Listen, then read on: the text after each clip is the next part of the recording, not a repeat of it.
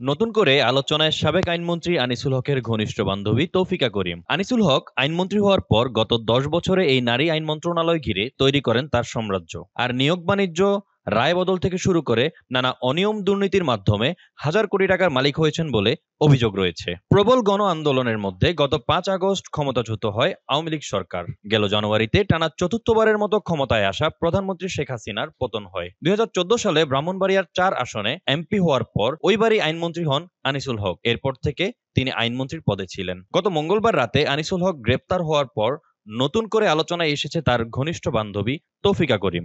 কখনো তিনি আইনজীবী, কখনো মানবাধিকার কর্মী বা ব্যবসায়ী।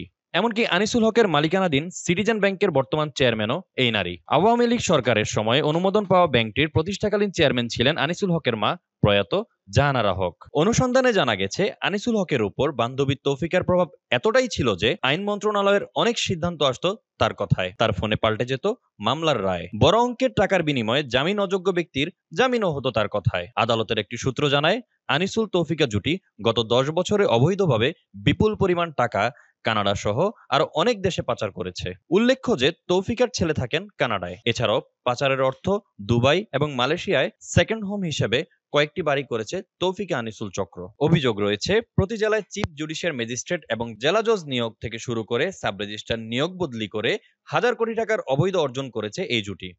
আদ্যক্ষর দিয়ে নাম ঢাকার এক নারী ডেপুটি রেজিস্ট্রারের মাধ্যমে তৌফিকা হয়ে অবৈধ টাকা যেত আনিসুল হকের হাতে।